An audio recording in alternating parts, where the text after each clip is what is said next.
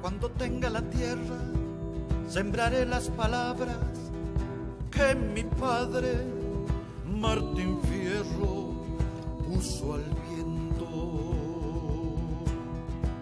Cuando tenga la tierra, la tendrán los que luchan, los maestros, los hacheros, los obreros. Como hemos señalado, la consolidación del mitrismo en el poder a partir de 1862 marca para la Argentina el camino de la dependencia. Ferrocarril de traslados en abanico, bancos extranjeros instalados en la ciudad de Buenos Aires, libre importación, endeudamiento externo, y todo este esquema económico se completa con la fuerte represión en todo el noroeste argentino y el genocidio sobre Paraguay, donde se estaba experimentando un modelo totalmente antagónico. Alfredo Terzaga, historiador importante de Córdoba, señala que el triunfo mitrista de Pavón fue irreversible.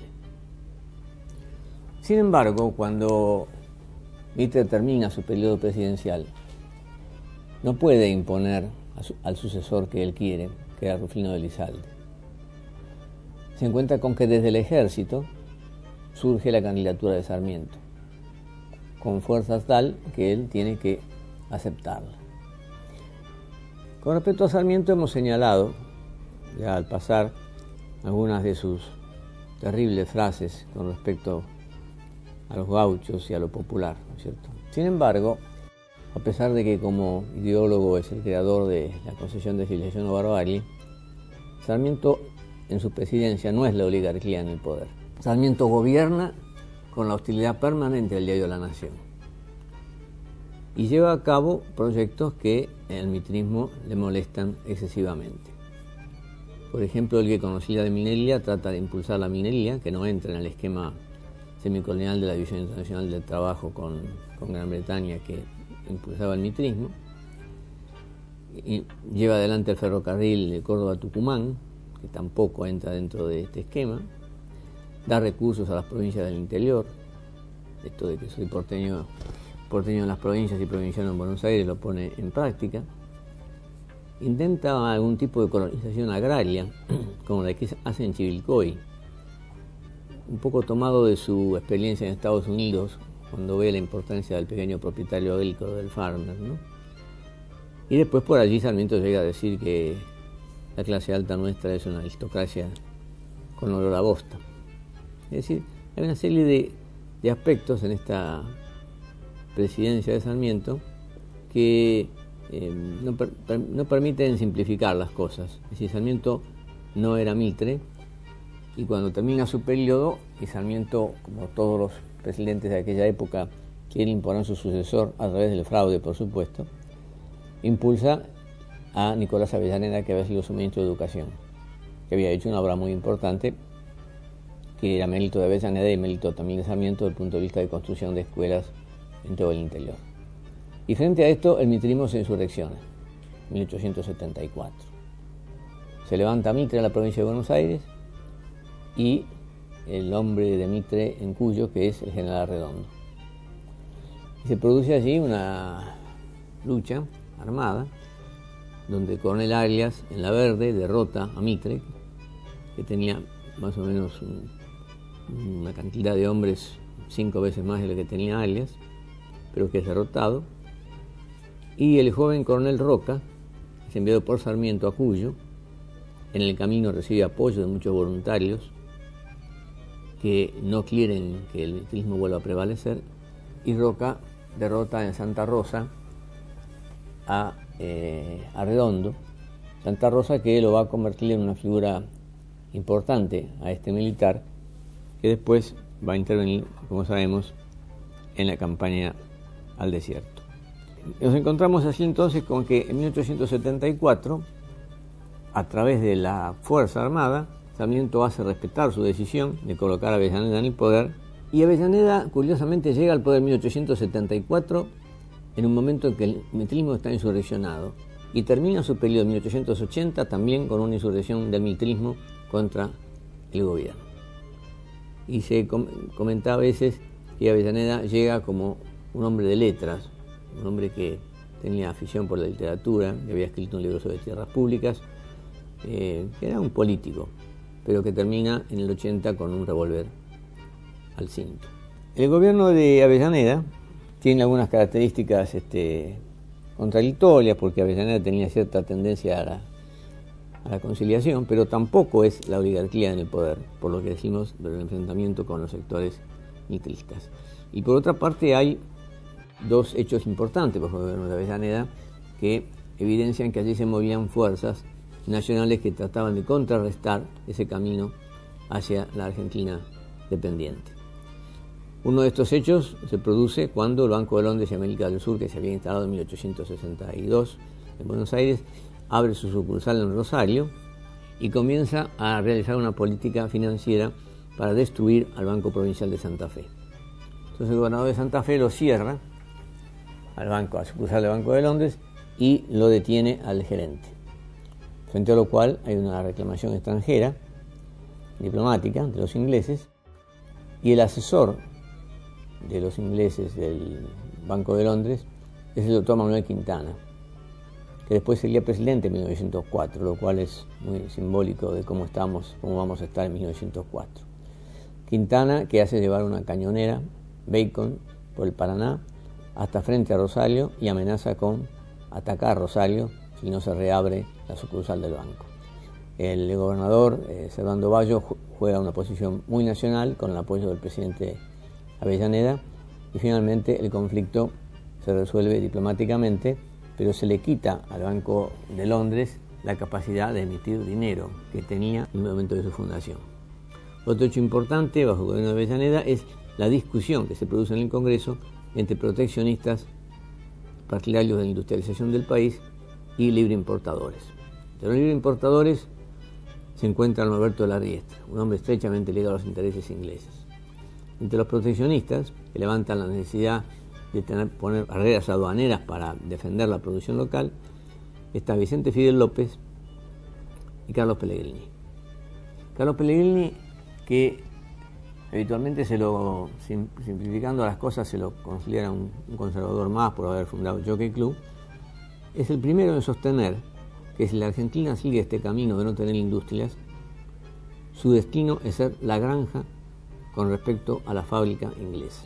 Dice, Inglaterra va a ser el taller o la fábrica y nosotros vamos a hacer una granja, porque ningún país puede crecer y ser autónomo si produce nada más que pasto, dice Pellegrini, que juega en este fenómeno que se empieza a dar con el gobierno de Avellaneda, que es el crecimiento de lo que va a ser después el Partido Autonomista Nacional. En ese momento surge una figura política muy importante, un líder popular del suburbio, es Adolfo Alsina, apoyado por federales de la provincia de Buenos Aires y apoyado esencialmente por los compadritos, el mundo del suburbio, el mundo de la mala vida. Adolfo Alsina, que era un gran orador, amigo de Juan Moreira, al cual le regala una daga y un caballo. Adolfo Alsina, que decía, bueno, esta noche no puedo asistir a una reunión porque tengo que ir a conversar con las señoras. Las señoras eran las que regenteaban los prostíbulos en el Gran Buenos Aires. Es decir, era en realidad la base social, esa apoyatura que tenía Adolfo Alsina, era del viejo dorreguismo, iba a ser después la que va a tener el radicalismo en su sector más consecuente. En su afán de tratar de llegar a un acuerdo con los opositores por parte de Avellaneda entra en una política de conciliación. Él dice que no se puede gobernar con un cañón que está amenazando permanentemente, como es el caso del diario La Nación, y del mitrismo, que resuelve no concurrir a las elecciones porque están viciadas, porque Avellaneda es ilegítimo según el mitrismo. Esta conciliación significa que le darían a la provincia de Buenos Aires a los mitristas para que designen un gobernador y Alsina sería el candidato a presidente. Esto es curioso, pero en realidad es porque tener el control de la provincia de Buenos Aires en ese momento era tener el control de la aduana, el control de las primeras fundamentales estancias, el control de la ciudad-puerto. Era casi más importante que ser presidente de la nación. Pero Alsina fallece imprevistamente. Siendo un hombre joven, va en una gira, le dan a tomar algo, cuando vuelve se enferma, no saben de qué. En determinado momento le confidencia a un amigo: cuando tomé algo, en el fondo del vaso había como un polvillo verde. Hay una presunción de que fue envenenado.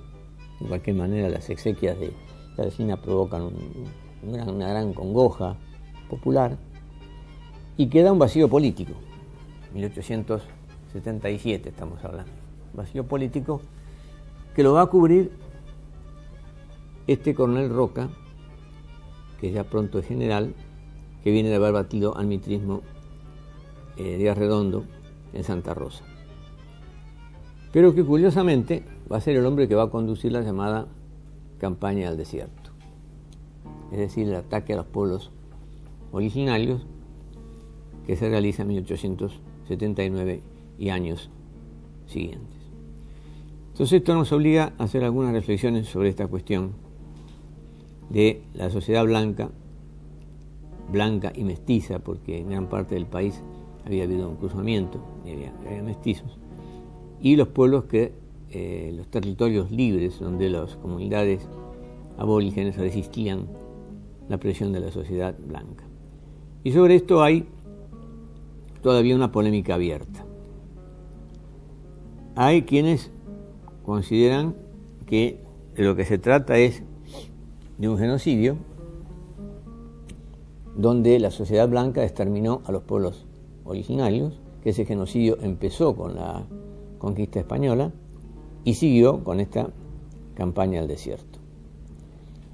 Es decir, que en este sentido, si somos coherentes, habría una continuidad, y esta continuidad se prueba en el sentido de que Martín Rodríguez inicia en 1820 las campañas al desierto. Rivadavia después apoya también la represión sobre los pueblos originarios. Rosas pacta con algunas comunidades indias, pero a otras también las reprime en su campaña al desierto. La ley que autoriza la campaña al desierto se dicta bajo el gobierno de Mitre. Sarmiento dice las peores cosas contra los indios y Roca lleva a cabo la campaña. Es decir que, para ser coherentes en este caso, habría que adjudicarle a la sociedad blanca en su totalidad y a todos los políticos de la época la responsabilidad de ese genocidio, y sería incorrecto, a mi juicio, adjudicárselo exclusivamente a Roca, especialmente porque eso podría ser una picardía mitrista, porque Roca en el 80 es el enemigo político de Mitre. Cuando el país se rompe en el 80 nuevamente, cuando hay 3.000 muertos en un enfrentamiento que después lo vamos a ver, Roca es el antagonista principal de Mitre.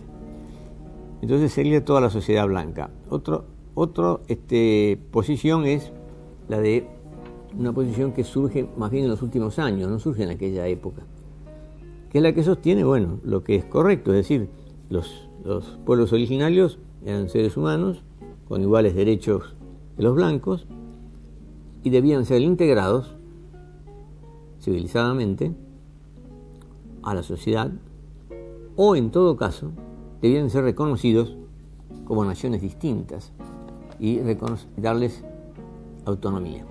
Esta posición no se plantea en 1879, es una posición que surge en la Argentina en las últimas décadas como consecuencia de la reivindicación de los derechos humanos. Lo que habría que discutir, y esto también se discute, es si es posible hacer una valoración de lo que hicieron determinados hombres en 1880 con los valores que tenemos nosotros hoy, porque entonces nos encontraríamos con que prácticamente había muy pocos, incluso Alsina mismo, que quiso hacer una zanja primero para defenderse de los malones,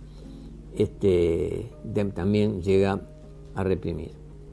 La corriente historiográfica federal provinciana entiende que es un genocidio y que el genocidio está ligado al despojo, como hubo también un despojo del gaucho, como hubo también algo así como un genocidio por parte de Mitre, sobre todo en el noroeste, entre 1862 y 1864. Es decir, que si vamos a entrar en esa valoración hay que hacerla para todos por igual. Y lo que plantea es en algunos historiadores se plantea si era posible esa incorporación, porque en algunas comunidades del sur parecía haberse producido un proceso de involución, donde, por ejemplo, con Rosas, cuando pactan la paz a través de tributos, cantidad de ganado que Rosas les manda. Es decir, como si hubiera en algunas de esas comunidades una imposibilidad de sobrevivirse, de alimentarse por sí mismos. Y entonces, si no se les manda los tributos, como pasa a partir de la caída de Rosas, se producen los malones. Entonces, la cuestión era resolver el problema de darle tributos o tratar de parar los malones, lo cual no quiere decir que se justifique la matanza, pero quiere decir que es un problema bastante complejo, que hay que tener suficiente conocimiento de todo ese mundo, porque los mapuches, por ejemplo, no eran tampoco pueblos originarios. Los originarios eran los tehuelches, que fueron desplazados por los mapuches. Entonces, esto está todavía en este aspecto en discusión. Evidentemente, hay una cuestión nacional al principio, cuando llegan los españoles. Lo que está por discutirse y dilucidarse es si esa cuestión nacional existía todavía en ese momento y en qué medida es una cuestión nacional de pueblos aborígenes que además tienen distintas nacionalidades, porque sería crear una cantidad de naciones, lo cual debilitaría al conjunto notablemente, ¿no? Lo cierto es que en el 80, cuando Avellaneda termina su periodo, se encuentra con que Roca, que ha terminado la campaña, tiene un gran apoyo del interior, donde se ha formado una liga de gobernadores que quieren cerrarle el paso a que la oligarquía mitrista llegue al poder nuevamente. Y se produce un enfrentamiento entre el mitrismo y lo que ya empieza a ser el Partido Autonomista Nacional, que está expresado por la Liga de Gobernadores y por el ejército comandado por Roca. Se enfrentan dos ejércitos, hay varias batallas que la historia oficial a veces no le da suficiente importancia, en Barracas, en Constitución, en Los Corrales, que era lo que es hoy Parque de los Patricios, que eran los mataderos, en Olivera, en Puente Alsina. Hay alrededor de 3.000 muertos. Por eso yo no estoy convencido de que sea correcta la posición ni de Juan B. Justo ni de Melquiades Peña, que en ambos casos del 80 dicen que lo que había eran enfrentamientos entre sectores de la misma oligarquía, porque que había ambiciones de poder nada más. Yo creo que había un enfrentamiento de clases y de proyectos distintos. Allí se imponen las fuerzas federales. Mitre tiene el apoyo de la provincia de Buenos Aires y de Corrientes nada más. Todo el resto del país está colocado detrás del ejército del interior. Y Alfredo Terzaga hace un análisis muy importante acerca de cuál es la base social de este fenómeno nuevo que empieza a ser el Partido Autonomista Nacional. Y él encuentra, por ejemplo, que en Cuyo los montoneros federales que se habían levantado con Felipe Varela en contra de la guerra del Paraguay, en contra del mitrismo, como por ejemplo el jefe de ese movimiento de la Revolución de los Colorados, que es Carlos Juan Rodríguez, está en el Partido Autonomista. O Manuel Olascuaga está en el Partido Autonomista, como el médico Francisco Álvarez, que era el médico de la Montonera del Chacho, está en el Partido Autonomista Nacional, como era el caso también en Santa Fe, Servando Bayo, que es el que tuvo el conflicto con el Banco de Londres, de los Iriondo, que tenían un origen urquicista, y el caso del alcinismo en la provincia de Buenos Aires, que era el sector más popular de Buenos Aires. En ese momento, que es el momento en el que van a desaparecer o van a quedar sometidos los pueblos originarios, es el momento en que aparece la inmigración. Una inmigración que se había planteado inicialmente como que debían ser rubios y de ojos celestes del norte de Europa y que son del sur de Europa, la mayoría de los que vienen, que son italianos y españoles. Inmigración que tiene diversas tres características, diríamos. En un caso es el inmigrante golondrina que viene para la cosecha y se va de vuelta, no se radica. En otro caso es el que se radica como chacarero, los primeros como propietarios muy pocos y después los demás como arrendatarios. Y finalmente el inmigrante que viene trayendo ideas producto de su lucha social en Europa, que son la base del anarquismo y del socialismo. Los primeros diarios son diarios en idioma extranjero, en comunidades, colectividades, el Club Warburg, por ejemplo, alemán, Più Avanti, un diario italiano, que trae las ideas del socialismo y del anarquismo a un país que no tiene industrias. Un poco la contradicción inicial que después, a mi juicio, explicará un poco el desencuentro entre cierta posición de izquierda y los trabajadores industriales, los obreros realmente cuando surgen en el año 35. Roca gobierna entre 1880 y 1886 y lleva a cabo una serie de medidas que podrían considerarse como un proyecto nacional burgués, por lo menos el mismo Jauretche sé que sostiene algo así, y dice que esa experiencia se frustró cuando los principales hombres del Partido Autonomista Nacional se hacen estancieros y terminan pactando con el militarismo.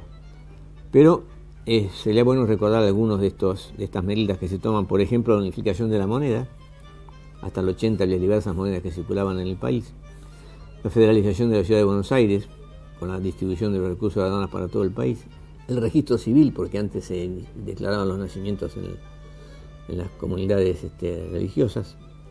La ley 1420, que homogeniza también, evita las escuelas, por lo menos que las escuelas sean confesionales o sean escuelas italianas, escuelas alemanas, escuelas francesas, donde aparece como principal figura Eduardo Wilde, que también habría que desarrollar sus características, ¿no?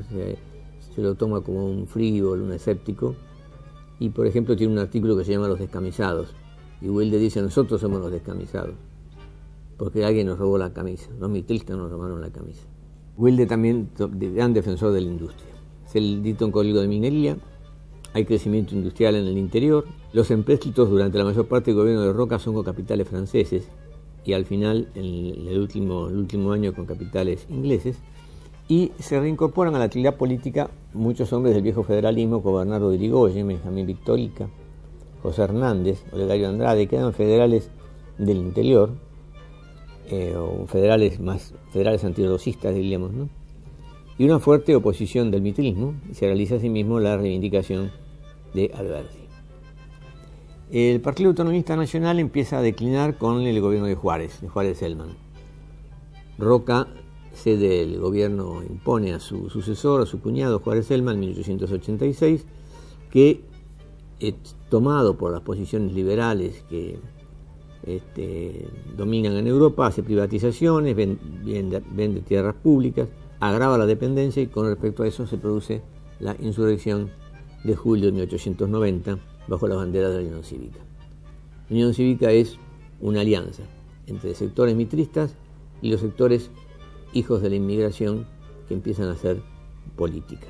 La revolución es derrotada, pero Juárez Celman debe renunciar, y el Partido Autonomista se recupera en cierto sentido con la política de Carlos Pellegrini y Vicente Fidel López entre 1890 y 1892. Pero ya ocurre lo que Eduardo Wilde va a calificar de la mitrificación del Partido Autonomista Nacional. Y ya en el segundo gobierno de Roca, el Partido Autonomista Nacional está en declinación.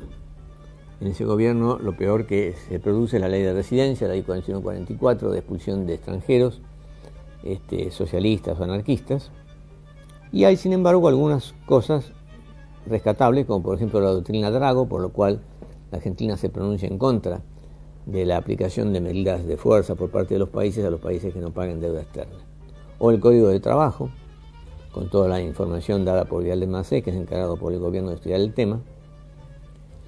Por eso Jauretche dice: el roquismo, como tentativa de grandeza nacional, se desintegra, que es lo que Wilde dice, se mitrifica. La burguesía se siente aristocracia y fracasa, y entrega el poder a Quintana, que era el abogado que hicimos mención antes, de que defendía al Banco Arón de América del Sur. Estamos en 1904, y allí nos encontramos con que ya están jugando los partidos modernos, porque en 1904 ya se produce, en 1905, la Revolución Radical. El radicalismo tiene una fuerte presencia. El Partido Autonomista se desintegra. Los sectores populares del Partido Autonomista de todo el interior van a ir a formar parte del radicalismo. Los sectores que se hacen estancieros del Partido Autonomista se van a juntar con los militaristas y van a formar el conservadorismo. Los chacareros del sur de Santa Fe van a generar el Partido Demócrata Progresista, que va a ser un partido local. Y el otro sector de los inmigrantes se va a expresar en los anarquistas, que generalmente son artesanos, no partidarios de ir a elecciones, sino partidarios de la acción directa, en muchos casos, de la bomba, y los socialistas, que son parlamentaristas, expresiones de un socialismo rosado, como es el socialismo de Bernstein en Europa. Este es más o menos el esquema que se empieza a dar, las fuerzas que empiezan a jugar entre 1904 y 1905, son los partidos políticos modernos, el Partido Socialista, los anarquistas, el Partido Demócrata Progresista, los conservadores en sus distintas expresiones y la Unión Cívica Radical, donde los sectores medios pujan por terminar con lo que don Hipólito Yrigoyen llamaba el régimen falaz y descreído.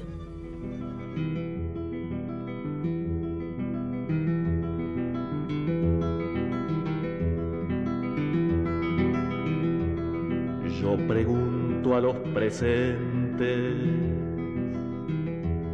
si no se han puesto a pensar que esta tierra es de nosotros y no del que tenga más.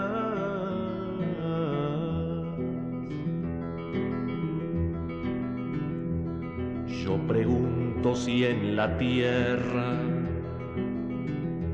nunca habrá pensado usted que si las manos son nuestras, es nuestro lo que nos dé. A desalambrar, que la tierra es nuestra, es tuya y de aquel, de Pedro y María, de Juan y José.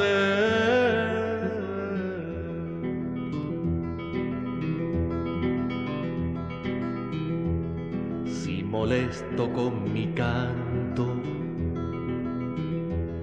alguno que ande por ahí, le aseguro que es un gringo o un dueño del Uruguay. A desalambrar, que la tierra es nuestra, es tuya y de aquel, de Pedro y María, de Juan y José.